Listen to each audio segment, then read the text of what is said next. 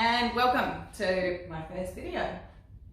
Today I have my Calathea Orbifolia here and I wanted to share my care guide on how I got her to this size, and hopefully if you have one, yours is getting large and luscious as well. This Orbifolia is my favourite plant. I have many plants and I love this, the shape of this one, the leaf texture.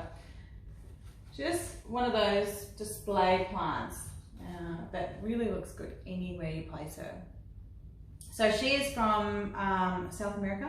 She has this really thick paddle-shaped foliage, these thick leaves, thicker than a piece of these leaves, and they've got this beautiful silvery line in there, in the foliage there. It's almost like a wave.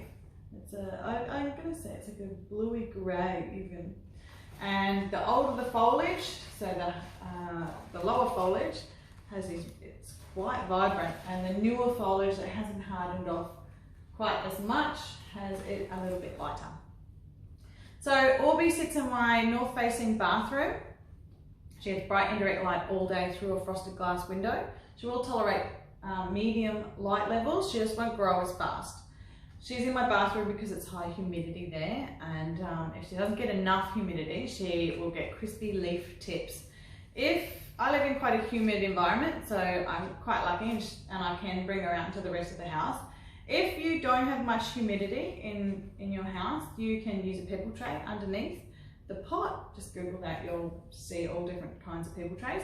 Or you can use a humidifier, or you can clump all of your plants together to create a little bit more humidity around them. I don't like clumping my plants together because if one's got spider mites, then they just share all the pests, and then it's a big job to get rid of them.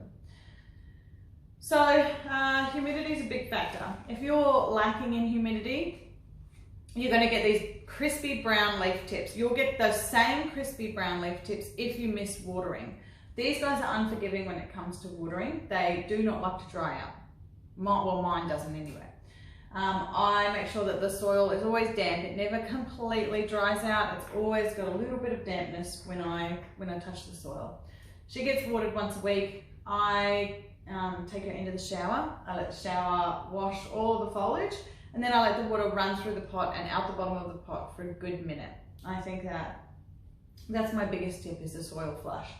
I feel like flushing the soil helps aerate the soil. It removes a build-up of fertilizer and toxins, any stagnant water that's sat in that pot for the last week or month, however often, in between your soil flushes. So I do mine weekly. You get away with doing that monthly, but I feel like that is a huge thing for me. I know a lot of people just tip water in the pot all the time. You know, you're just watering by tipping water in the bottom of the pot, and then a week goes by and you tip water in the bottom of the pot. I feel like if you're adding fertilizer to that as well, you're going to get a build-up of fertilizer in your pot, and you might end up with some fertilizer burn, or even some yellowing of the foliage. I feel like a soil flush helps just remove all of the unused fertilizer, any toxins and stagnant water from that pot. And I feel like that's one of the biggest tips I can give any grower, is a soil flush. Now I do that weekly. In between, she gets a dose of fertilizer. So once a fortnight, she gets a dose of a gentle fertilizer, which is called Oleisea. You can use any indoor plant fertilizer.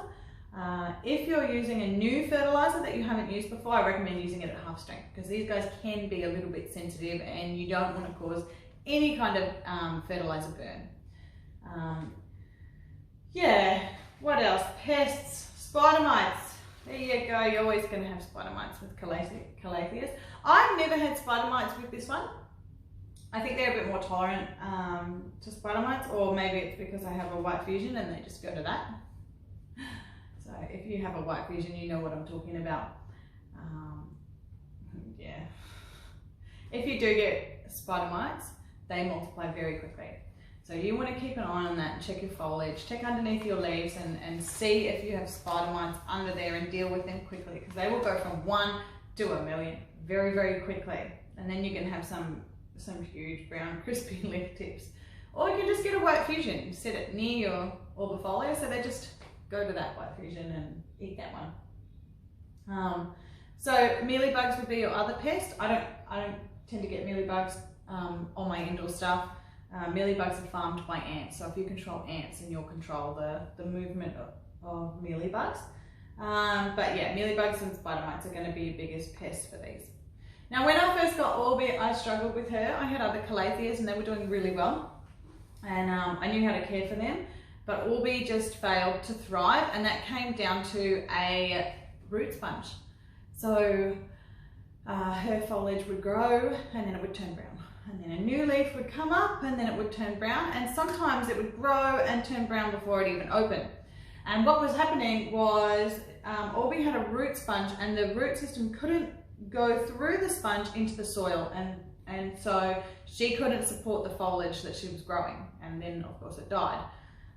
So I repotted her, it was just a spongy material, and it came away quite easily. So I just pulled that off and then repotted her into premium potting soil. She's always been in premium potting soil. She's never been in perlite, bark or charcoal, just straight premium potting soil. And I put her in that, and she hasn't looked back since. And she's gone from, you know, a plant in a 10 centimetre nursery pot to now she's in a 30 centimetre nursery pot.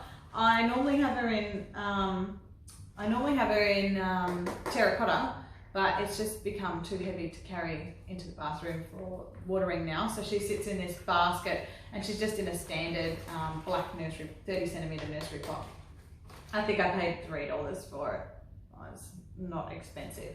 And yeah, you can just dress it up with baskets, because carrying a ceramic pot around once a week is just a bit too much now. I don't think it matters what pot you have your Orbifolia in, whether it's terracotta, ceramic, plastic, as long as it has good drainage. I think that's the main thing.